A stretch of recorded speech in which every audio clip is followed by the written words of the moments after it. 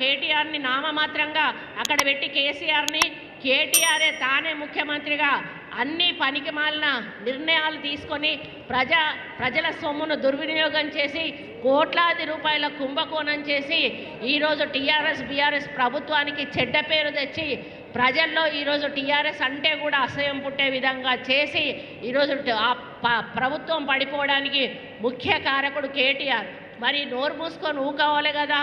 ఇప్పటికైనా ఓడిపోయినాం, మేము తప్పు చేసినాం కాబట్టి మమ్మల్ని ఓడగొట్టారు. ఒక 5 సంవత్సరాల కాలం మరి అధికారం చేస్తున్న కాంగ్రెస్ పార్టీని వాళ్ళ పని వాళ్ళని చేసుకొని ఇవ్వాలి.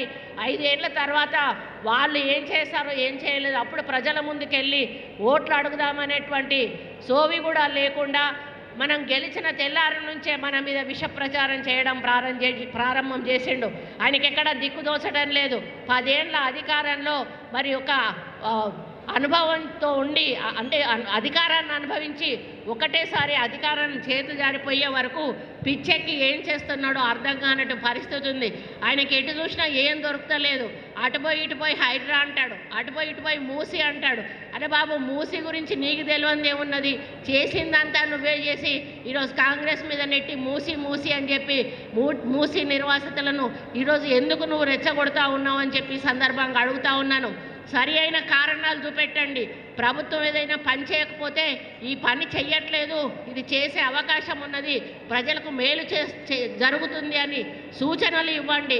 అంతేగాని ప్రభుత్వం చేస్తున్న మంచి పనులను ఇబ్బంది కలిగే విధంగా అడ్డుకుంటే మాత్రం సహించేది లేదు అని చెప్పి ఈ సందర్భంగా ఈ వేదిక మీద నుంచి కేటీఆర్ని హెచ్చరిస్తూ ఇప్పటి నుంచి అయినా కూడా ఒళ్ళు దగ్గర పెట్టుకొని ఆలోచనతోటి ఏ నిర్ణయమైనా తీసుకొని ప్రతిపక్ష నేతగా మంచి పరిపాలన మేము అందించే దిశగా సలహాలు సూచనలు ఇవ్వండి.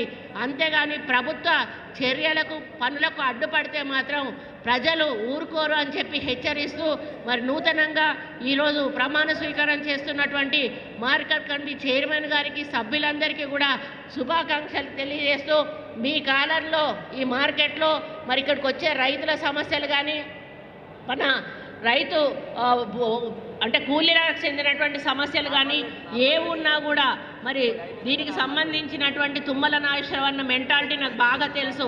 ఆయన ఏదైనా కూడా తనది అన్నట్టే తన సొంతం అన్నట్టుగానే చేస్తారు. ఈరోజు ఆయన డిపార్ట్మెంట్ మీద ఆయన